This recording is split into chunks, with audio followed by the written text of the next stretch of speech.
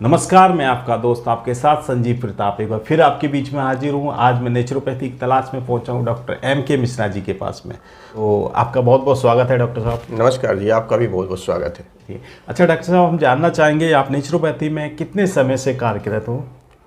प्राकृतिक चिकित्सा के क्षेत्र में मैं लगभग 5 साल 6 साल हो गया मुझे विशेष रूप से कार्यरत, उसी को फोकस करके मैं प्राकृतिक चिकित्सा के क्षेत्र में 6 साल से कार्यरत हूँ। उसके पहले भी प्राकृतिक चिकित्सा से मेरा संबंध था, लेकिन फिर 6 साल से मेरा लगभग गहरा संबंध है प्राकृतिक चिकित्सा से।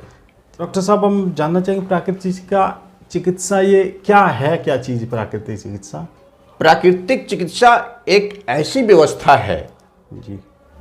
प्राकृतिक चिकित्सा एक ऐसी चिकित्सा पद्धति है जो व्यक्ति को शारीरिक, मानसिक, आर्थिक, आध्यात्मिक, बौद्धिक और सामाजिक रूप से यानी सर्वांगीण संपूर्ण स्वास्थ्य प्रदान करने का काम करने वाली एक ऐसी प्राकृतिक चिकित्सा ही है जो सभी को संपूर्ण स्वास्थ्य प्रदान करती है, चाहे शारीरिक हो, मानसिक हो, आर्थिक हो, आध्यात्मिक हो, बौद्धिक हो या सामाजिक स्तर पर भी व्यक्ति को स्वस्थ करने का काम प्राकृतिक चिकित्सा करती है। तो अगर ये आपने जितना बताया, ये सभी चीज़ मिला के हम देखते हैं एक कहीं ना कहीं जीवन शैली में परिवर्तन कहीं लाने की बात करती है। हाँ, ऐसा माना जा सकता है क्योंकि प्राकृतिक चिकित्सा जीवन जीने की कला है। प्राकृतिक चिकित्सा एक ऐसी व्यवस्था है जो जीवन जीने की कला है। यदि जीवन जीने का ढंग ही एक प्राकृतिक चिकित्सा सिखाती है कि कैसे सोना है, कैसे उठना है, कैसे जागना है, कैसे खाना है, कैसे पीना है, कब खाना है, कितना खाना है, कैसे खाना है, ये सारी व्यवस्था प्राकृतिक चिकित्सा ही हमें बताती है। अच्छा, अगर हम जीवन दिनचर्या अपनी आपके प्राकृतिक चिकित्सा के हिसाब से, समय के हिसाब से अगर व्यतीत करते हैं तो हम एक निरोगी रह सकते हैं इसके हिसाब से? हाँ, बिल्कुल रह सकते हैं। कभी हम बीमार ही नहीं पड़ेंगे। हम कुछ ऐसा करें कि प्राकृतिक चिकित्सा को अपना लें। उसके जीवन जीने का जो हमारा शेड्यूल है, कैसे सोना है, कैसे जागना है, कब करना है, कितना करना है, कैसे खाना पीना, सोना उठना, जागना, घूमना फिरना है, कहाँ रहना है, कहाँ नहीं रहना, अगर हम इस चीज़ को जान लें तो वही एक जीवन जीने की कला है और निश्चित तौर पे हम कभी भी बीमार पड़ेंगे नहीं, अस्वस्थ ही नहीं होंगे। ओके। अच्छा, तो प्राकृतिक चिकित्सा का जो आधार है, जो हम रोगों का उपचार करते हैं, उसका आधार क्या रहेगा कि बेस क्या होता है? प्राकृतिक चिकित्सा का जो आधार है जी, वो हमारे जो शरीर के अंदर गंदगी है, विजाती है, टॉक्सिन्स है, टॉक्सिन्स को निकाल देना ही प्राकृतिक चिकित्सा का आधार है। प्राकृतिक चिकित्सा ऐसा मानती है कि यदि हमारे शरीर के अंदर जो विजाती द्रव्य है यानी गंदगी अगर भर गई है, गंदगी आ गई है अनेकों प्रकार से, नाना प्रकार की, तो उसी के कारण हमें रोगी हम हो जाते हैं, हमारे शरीर में रोग आ जाते हैं और उन्हीं को निकाल देना ही इसका आधार है। यानी प्राकृतिक चिकित्सा का आधार हम ये कह सकते हैं, अगर एक शब्द में कहना चाहें कि तो प्राकृतिक चिकित्सा का यही आधार है, detoxification is the best of the naturopathy. प्राकृतिक चिकित्सा किसी भी रोग की विजाती द्रव्यों को बाहर निकाल देना ही उसका आधार है। ओके। तो इस तरह से नेचुरोपैथी की हम बेस आधार और इसके लिए हम नाना प्रकार के उपयोग करते हैं। कभी मिट्टी का प्रयोग करते हैं, कभी जल चिकित्सा का प्रयोग करते हैं, कभी उपवास करते हैं, फास्टिंग करते हैं, कभी सूर्य किरण चिकित्सा करते हैं। तो इन सभी चिकित्सा के माध्यमों से, इन सभी लाइफ स्टाइल को चेंज करने के माध्यम से, आहार चिकित्सा, आहार ही औषधि है जैसा आप जानते भी हैं, लोग कहते हैं आहार ही औषधि है। और लंघनम परमा औषधम, व्रत यानी उपवास परमा औषधि है। आहार एक औषधि है और लंघनम परमा औषधि, और लंघनम यानी उपवास सभी औषधियों से श्रेष्ठ है। तो इन सभी चीज़ों का समावेश करके हम अपने शरीर में जो गंदगी भर रखे हैं, नाना प्रकार के अनेकों टॉक्सिन्स खा करके, उसको निकाल देने से ही हम स्वस्थ हो जाते हैं। सिंपल सी बात है। अच्छा, तो डॉक्टर साहब जैसे इतना बड़ा सिंपल तरीके से आपने बता दिया, हमारे शरीर में टॉक्सिक जो है उनको निकाल देने से स्वस्थ रह जाते हैं, निरोगी हो जाते हैं। तो डॉक्टर साहब आपने इतना आसान तरीके से बता दिया हम निरोगी कैसे रह सकते हैं प्राकृतिक चिकित्सा में। तो आज के टाइम में हम देखते कई लोग बोलते हैं प्राकृतिक चिकित्सा खत्म हो गई, प्राकृतिक चिकित्सा फेल हो गई। तबकि सच्चाई है कि हम लोग हमारे बुजुर्ग जो थे पुराने लोग, वो प्राकृतिक चिकित्सा ही स्वस्थ रहते थे। टाइम में लोगों का आरोप है हमारे ऊपर कि आपकी प्राकृतिक चिकित्सा फेल हो गई। क्या प्राकृतिक चिकित्सा ने काम करना बंद कर दिया अभी उस टाइम पे? क्या उस तरह की नहीं रही अभी तक? तो हम किस तरह से कम होती जा रही प्राकृतिक, इसका कारण क्या, फेलियर होने का कारण क्या अपना? देखिए, अब उनको जो लोगों ने बोला है कि प्राकृतिक चिकित्सा फेल है जी, उनको हम कैसे समझाएं कि प्राकृतिक चिकित्सा फेल है? प्राकृतिक चिकित्सा कभी फेल है ही नहीं। फेल हम हैं। हम 12-2 बजे तक रात तक व्हाट्सएप गेम खेलते हैं, 11 बजे जागते हैं, कहते हैं प्राकृतिक चिकित्सा फेल है। हम खाना खाने के बाद 4 गिलास पानी पीते हैं, बोलते हैं प्राकृतिक चिकित्सा फेल है। हम दिन भर में 10 बार चाय पीते हैं, बोलते हैं प्राकृतिक चिकित्सा फेल है। Wrong living, wrong eating, wrong sleeping हमारी हैबिट है और हम बोलते हैं प्राकृतिक चिकित्सा फेल है। प्राकृतिक चिकित्सा फेल का है? फेल आप हैं। आपको न तो खाने की आदत है, न तो सोने की आदत है, और आप बोलते हैं प्राकृतिक चिकित्सा फेल है। प्राकृतिक चिकित्सा फेल नहीं है, फेल आप हैं। कहाँ फेल हैं आप? जैसे आपकी इच्छा शक्ति मजबूत नहीं है। आपने चाय देखा, चाय पे आ गए। आपको अनार का जूस अच्छा नहीं लगेगा, चाय अच्छा लगेगा। आप काफ़ी जरूर पियोगे, दिन भर में 10 बार 4 बार आप काफ़ी चाय पियोगे। फेल तो आप हैं। प्राकृतिक चिकित्सा कहाँ फेल है? तो आप बताइए ना। कहीं ना कहीं इसमें कमजोरी प्राकृतिक चिकित्सा की रही है कि लोगों को अवेयरनेस नहीं है इसके बारे में। इसके बारे में हम लोग प्राकृतिक चिकित्सा के जो लोग थे उन लोगों ने अभी तक लोगों को सही प्राकृतिक चिकित्सा का जो अपना वेश है वो हम लोगों तक बता नहीं पाया। आप कैसे प्रूफ करेंगे? आप देखिए ना जी, यदि आपको विटामिन सी की जरूरत है, ठीक है, तो क्या विटामिन सी का पेड़ लगा हुआ है? उसकी कैप्सूल क्या कि गाय हिलाए और पेड़ से विटामिन सी की कैप्सूल लेके चले आए? यदि आपको विटामिन सी की आवश्यकता है, जरूरत है, ओके, तो क्या ऐसी आवश्यकता है कि विटामिन सी केवल कैप्सूल में मिलेगा, टैबलेट में मिलेगा? अरे भाई, आपको विटामिन सी की जरूरत है तो आप 2 संतरा खा लीजिए ना, ओके, मौसमी का जूस पी लीजिए 1 गिलास। और यदि ये सब इसके लिए भी आपके पास पैसा नहीं है तो प्रकृति ने, भगवान ने ऐसा दिया है कि 10 रुपए के 2 नींबू लाइए। अगर 5 रुपए के 1 नींबू मिल रहा है, 10 रुपए के 2 नींबू लाइए, विटामिन सी मिल जाएगा आपको। तो ऐसी क्या मजबूरी है कि आपकी विटामिन सी केवल कैप्सूल में, टैबलेट में मिलेगा? तो ये आपकी मानसिकता है जी। ये हम ये कह सकते हैं, हम ये जरूर कह सकते हैं कि प्राकृतिक चिकित्सा के प्रति जागरूकता लोगों के में नहीं है। इसकी जरूरत है। जो भी प्राकृतिक चिकित्सा से जुड़े हुए लोग हैं, जैसे हम लोग हैं और भी जो लोग प्राकृतिक चिकित्सा से जुड़े हुए लोग हैं, ये लोगों को अवेयरनेस करें, जानकारी दें इसके बारे में, ज्ञान कराएं, जगह जगह कैंप करके, आयोजित करके इन सब। और इसके बारे में प्राकृतिक चिकित्सा के लोग बहुत तेजी के साथ और इसके कार्यरत है और हर जगह कैंप लग रहा है, छोटे बड़े, बहुत विशाल, बहुत छोटे भी घरों में भी कैंप लगाया जा रहा है और लोगों को भी जानकारी दिया जा रहा है। तो डॉक्टर साहब, मेरा भी यही इसीलिए आपके पास में पहुंचा हूँ कि हम लोगों को कैसे अवेयरनेस कर सकें, है ना, नेचुरोपैथी के थ्रू प्राकृतिक चिकित्सा के बारे में, अपनी जीवन शैली, दिनचर्या को कैसे सुधारें। तो आप कुछ टिप देना चाहेंगे हमारे लोगों को, अपनी दिनचर्या एक नॉर्मल कैसी होनी चाहिए प्राकृतिक चिकित्सा के आधार पे?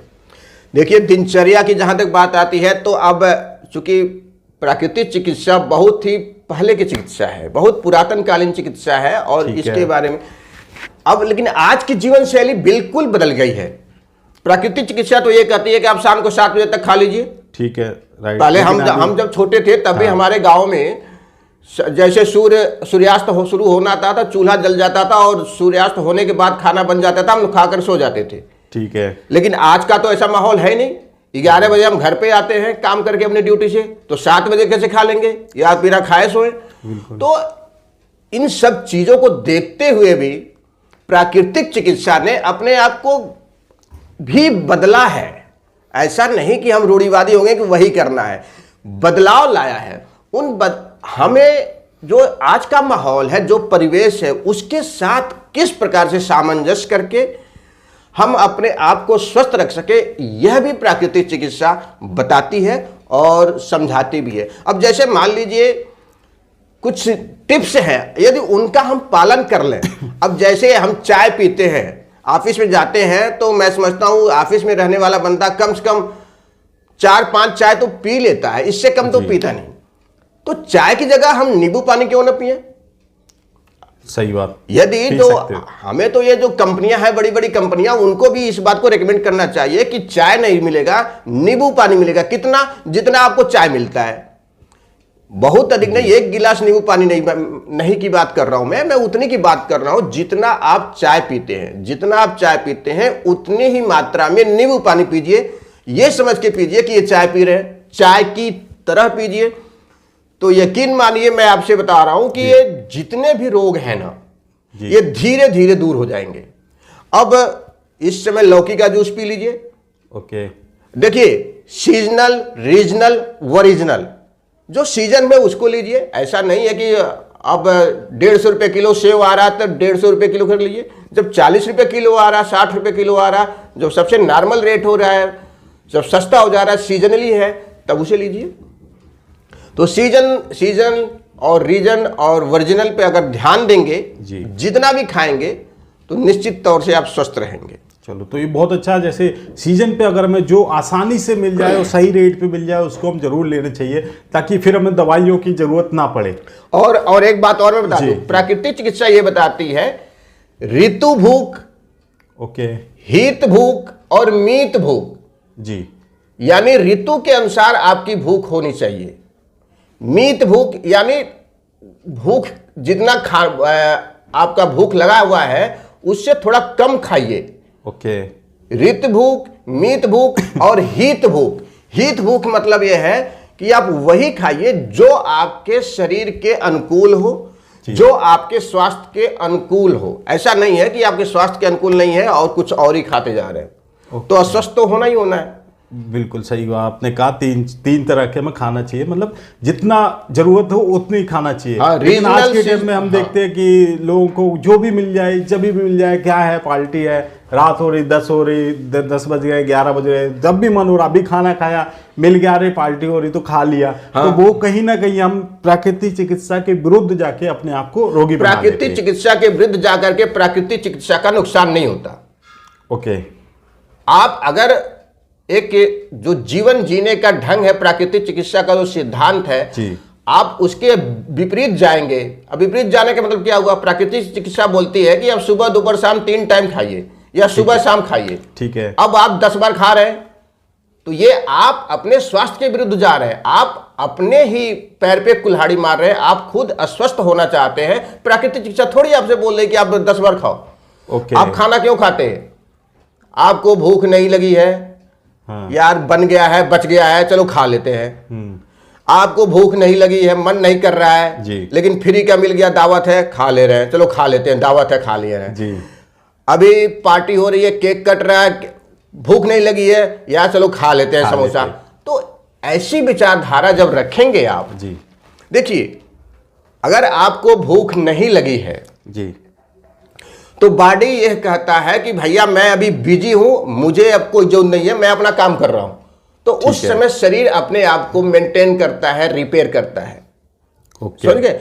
जब भूख लग जाती है तो शरीर कहता है कि अब मैं फ्री हूं, अब मैं फ्री हूं, अब कुछ खाओ। तब आपको खाना चाहिए। लेकिन हमारा यही उल्टा है, हम खाते जाते हैं। ऑफिस में गए, यहाँ से ब्रेकफास्ट करके गए, ऑफिस में गए, रोहित का बर्थडे पार्टी है, यार तू रोहित समोसा मिला दे। रोहित समोसे लाए, समोसे खा लिए। फिर उसके बाद तब तक लंच का टाइम हो गया, लंच कर लिए। तब तक पता चला कि मनीषा का मैरिज एनिवर्सरी है, तो मनीषा मैरिज एनिवर्सरी पे ला दिया पिज्जा बर्गर खा लिए, चाय पी लिए। तो ये जो प्रक्रिया है खाने की ना, ये ठीक नहीं है। सबसे बड़ी बात है, प्राकृतिक चिकित्सा ये बोलती है कि आप एक समय में एक प्रकार का भोजन करें। अब हम कहीं पार्टियों में जाते हैं तो कई तरह के पकवान बने होते हैं, पनीर भी होता है, छोले भटूरे भी होते हैं, राइट, छोले भी होते हैं, अलग अलग तरीके होते हैं। अगर वो डिश नहीं होंगी तो लोग कहेंगे अरे एक ऐसी शादी है, ऐसी पार्टी अब है। सबको हम खाते हैं। अब सबको खाते हैं तो शरीर को उतना ज्यादा मेहनत करना पड़ता है डाइजेशन के लिए, क्योंकि पनीर को डाइजेशन करने में अधिक समय लगता है, अलग समय लगता है। आप यदि खिचड़ी खाते हैं, जैसा लोग कहते हैं बीमार पड़ते हैं खिचड़ी खाते हैं, तो उसकी डाइजेशन कैपेसिटी बॉडी की अलग हो जाती है।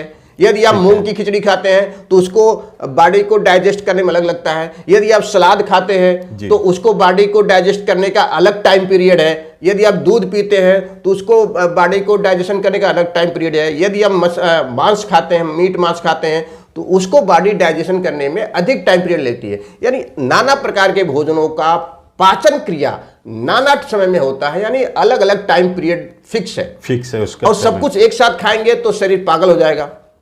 ओके, मतलब गड़बड़ मिक्स अब वो अब पागल हो जाएगा, वो सोचेगा मैं क्या पचाऊं, क्या छोड़ूं, कब को कितना पचाऊं। तो ये जो है ये अस्वस्थ होने के कुछ कारण है। कुछ कारण तो इन्हीं के कारण लोग बीमार हो जाते इन्हीं के कारण। फिर लोग कहना शुरू कर देते हैं हाँ नेचुरोपैथी फेल हो रही है। खुद नेचुरोपैथी अपना फेल। नहीं देखते कि भैया हम क्या खा रहे हैं कि कब खा रहे हैं, क्योंकि उनको दिनचर्या की शायद इनको मालूम नहीं है इसके बारे में। अच्छा डॉक्टर साहब, एक आपने बहुत इंटरेस्टिंग चीज बताई है, चाय के लिए आपने मना किया है। तो चाय हम देखते हैं आज के समय ऐसा है, चाय ना मिले तो मतलब उनको मतलब ये लगता है कि हमारा मेहमान नवाजी नहीं हुई, या किसी ऑफिस में जाते चाय के बिना अधूरा से रहता है। तो चाय आप कैसे इसको प्रूफ कर सकते हैं कि चाय हमारे शरीर में नुकसान करती है?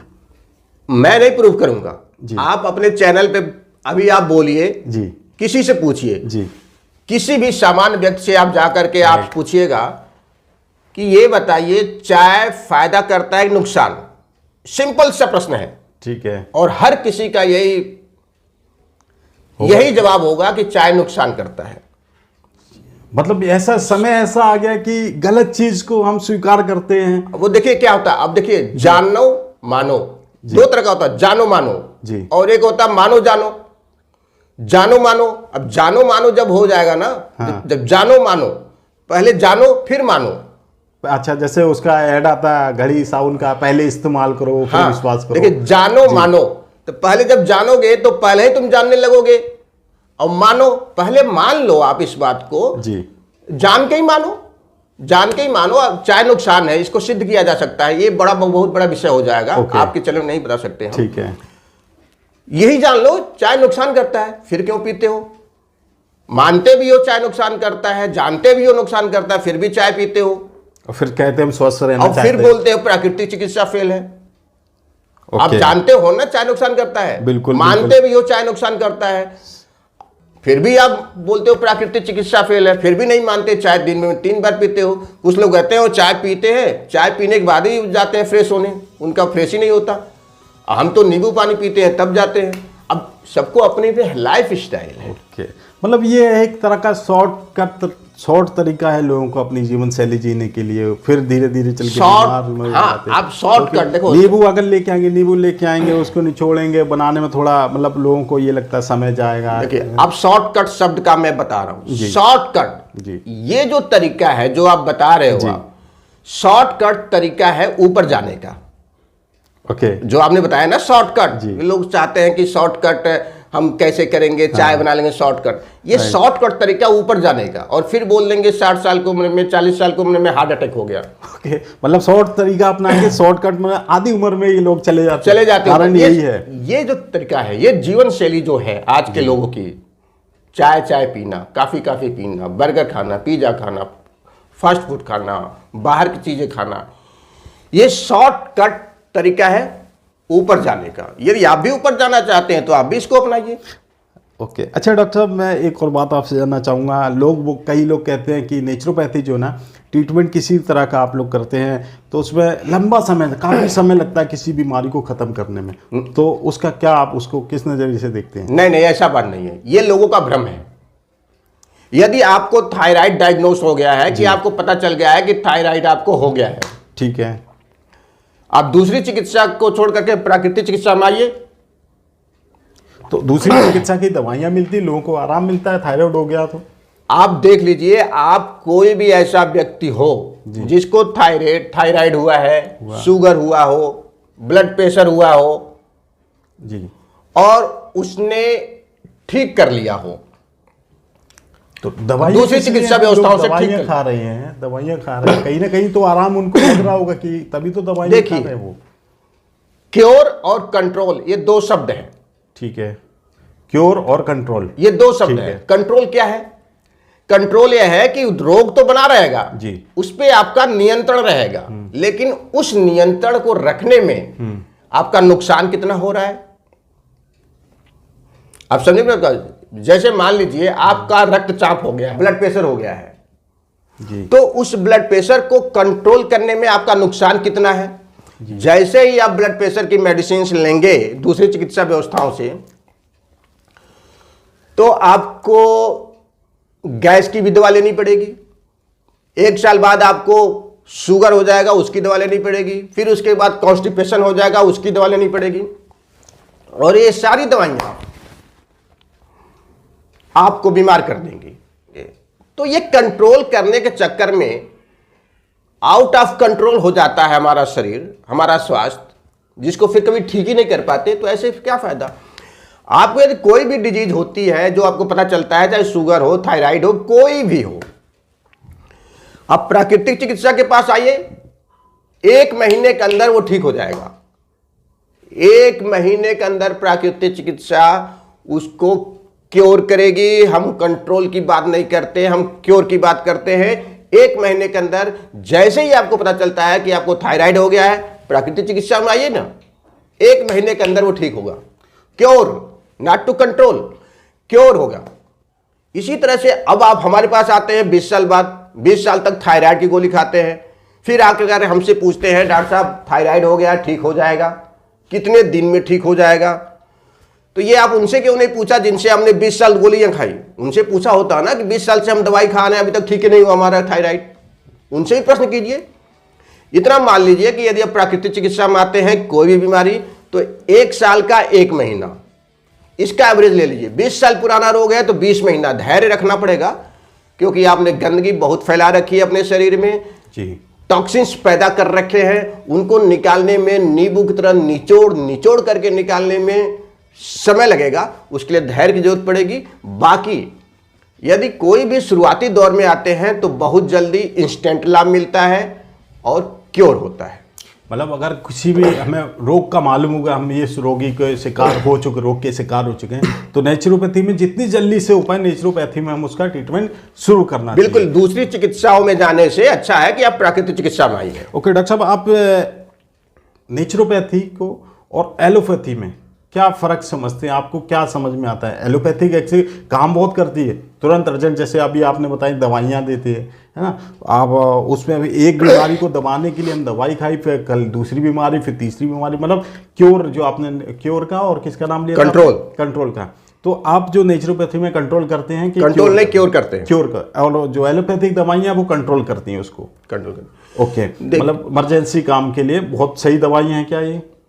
नहीं, मैं ऐसा नहीं मानता, और मैं किसी भी चिकित्सा व्यवस्था की वो आलोचना नहीं करता हूं। लेकिन हर चिकित्सा व्यवस्था की अपनी एक परिधि है, उसके अंदर वो काम करती है। जी, प्राकृतिक चिकित्सा बहुत बड़ी परिधि है, बहुत अधिक क्षेत्र है इसका।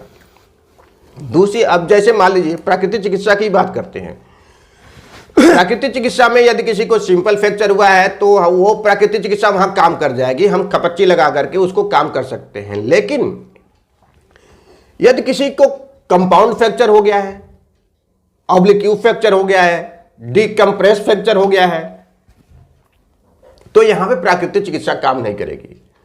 वहां पे आपको दूसरी चिकित्सा व्यवस्था के ही शरण में जाना पड़ेगा और वही उसका इलाज कर सकते हैं। मतलब हम कह सकते हैं कि अगर कुछ इमरजेंसी सीन हो जाए, इमरजेंसी कुछ इंसिडेंट हो जाता है, एक्सीडेंट हो जाता, उस तरह जगह पे हमें एलोपैथिक का इस्तेमाल करना जरूरी है। बिल्कुल चाहिए, बिल्कुल चाहिए।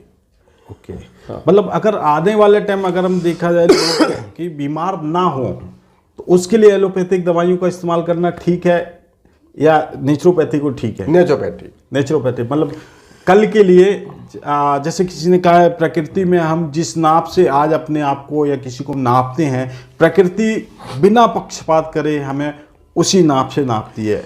यदि आपको लंबा जीना है जी, लंबा दौड़ना है, तो आपको प्राकृतिक चिकित्सा को ही अपनाना पड़ेगा। दूसरी कोई भी ऐसी चिकित्सा व्यवस्था नहीं है जो आपको स्वस्थ रख सके। डॉक्टर साहब, मैं एक और बात आपसे पूछना चाहूँगा। आज नई नई दवाइयों का मतलब खोज हो रही है, साइंटिस्ट लोग काम कर रहे हैं, मेडिकल कॉलेज के स्टूडेंट काम कर रहे हैं, और फिर भी नई नई तरह की बीमारियां आ रही हैं आज के टाइम में, जो हमने कभी नाम भी नहीं सुना था आज के 10 साल पहले। आज वो बीमारियां आम बात हो गई लोगों को। आज शुगर हर चौथे आदमी को हो रही है, थायराइड हर चौथे आदमी को हो रहा है। इसके विचार में आप क्या कहना चाहोगे? आज के दौर में जी, हमारा ज्ञान इतना बढ़ गया है जी, कि हम एक लाइन में बोले कि हम बाल की खाल निकाल सकते हैं, तो ये कोई गलत नहीं होगा। लेकिन क्या आप इस बात को ही बता सकते हैं कि बीमारों की संख्या भी क्यों बढ़ती जा रही है? भाई हॉस्पिटल हर जगह खुल रहे हैं, बाल की खाल हम निकाल ले रहे हैं, तो फिर बीमार क्यों लोग पड़ते जा रहे हैं, ठीक क्यों नहीं हो रहे हैं? इसका जवाब तो लोगों को देना चाहिए, सोचना भी चाहिए। सोचना चाहिए। ये एक बहुत बड़ी बात है भाई। इतनी तकनीक हमारी बढ़ गई है कि हम बहुत कुछ कर सकते हैं, लेकिन बीमारियां पर कंट्रोल नहीं है। हर घर में 2 आदमी बीमार है। बिल्कुल। आज के समय को आज के समय में लोग कहते हैं बुढ़े को हार्ट अटैक आ गया, 60 साल के बाद को समझ में आ रहा है, तो 15 साल के बच्चे को भी हार्ट अटैक आ रहा है। तो इसके बारे में सोचना चाहिए लोगों को। तो अगर हम नेचुरोपैथी का इस्तेमाल करते, नेचुरोपैथी को जीवन शैली अपने जीवन में व्यतीत करते हैं, तो क्या इन बीमारियों से हम बचे जा सकते हैं? बिल्कुल। इसके अलावा कोई उपाय नहीं है आपको बचाने का। प्राकृतिक चिकित्सा ही एक माध्यम है जो आपको जब तक आप जियोगे तब तक स्वस्थ रहोगे, यदि इसको अपना लिए तो। अच्छा डॉक्टर साहब, प्राकृतिक चिकित्सा में लगभग खर्चा कितना आता है? कोई खर्चा नहीं है। लोग कहते हैं बहुत महंगा इलाज है प्राकृतिक। भ्रम है। यदि आपको विटामिन सी की जरूरत है तो जरूरी है आपको कि आप मौसमी का जूस पिए 40 रुपये गिलास का,